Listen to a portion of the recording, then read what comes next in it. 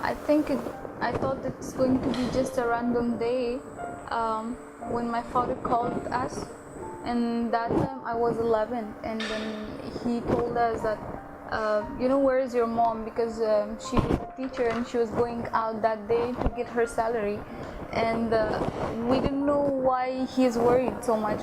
And then he told us that there is a possibility of bomb blast or something around the city, and unfortunately I would say that she didn't take her cell phone that day either with her. And my older sister, I think since she was so mature and wiser enough, she got the point that maybe my mom's life is in danger. And from her expression, I understood that something is wrong. And then I looked at the only brother, which is the youngest of the family. I looked at him, and then I don't know how he felt that something is not good. And he went to the corner of a room and turned off the lights, and he went there and began crying. And then I think for one moment I felt like the whole roof and everything surrounding me is shaking, and that was the worst feeling, I guess, for that moment. But anyhow, I didn't know that this day is going to bring a biggest fear of my life for me, which went on to grow. It was the fear of losing a loved one. I think thinking for a moment and imagining that what if this happens to my mom, and what if that would happen to her, and what if she would never come back, God forbid, to home. That feeling grew stronger in me, and because I never told to my parents, and I never talked about that incident and never shared it, I guess somewhere deep down my heart that feeling was suppressed and got long harbored, and it grew something like the biggest challenge for me later on, like personally. And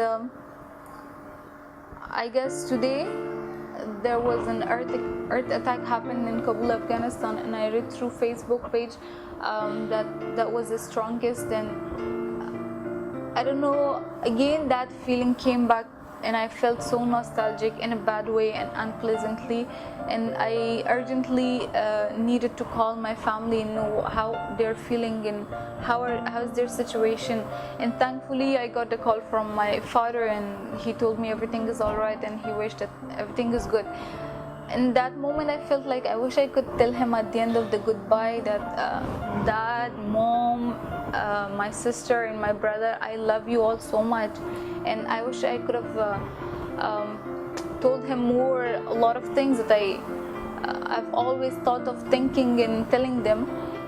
There are a lot of things that I've wrote down in my diary, and a lot of things that I have kept it with me, and it all relates to my family, those feelings and emotions. And I think I haven't been lucky enough or brave enough to tell them every time, because every time we speak on the phone it goes on to a random normal conversation just like that, and we crack jokes and we talk a lot of things. One thing is missing, that feeling that I think I haven't been expressive so much, and the reason because of the lack of being expressiveness, I think this fear of losing a loved one has been growing, and it's been 3 years that I'm living away from my family. But every day I wake up, there are a lot of thoughts, a lot of insensible or unpractical imaginations hit my mind, and sometimes it goes so deep that the whole day I feel so dull and energyless. And for a lot of reasons, sometimes I think it's because of the academic stress and all, but sometimes when I think over it, I think I feel that that's because my biggest support system, my family, is not there with me. And even if they're with me, like sitting in front of me, sometimes if something bad happens, that makes me think over and over and create not a lot of incidents which have never happened in real world. I think fear is a very unpleasant thing, and this is part of life. But sometimes, even if a lot of fearless people want to get rid of it, you just can't. because if you love someone, the fear of losing your loved one is always inherent and planted in the dearest corner of your heart, and that's something that I think I haven't overcome yet.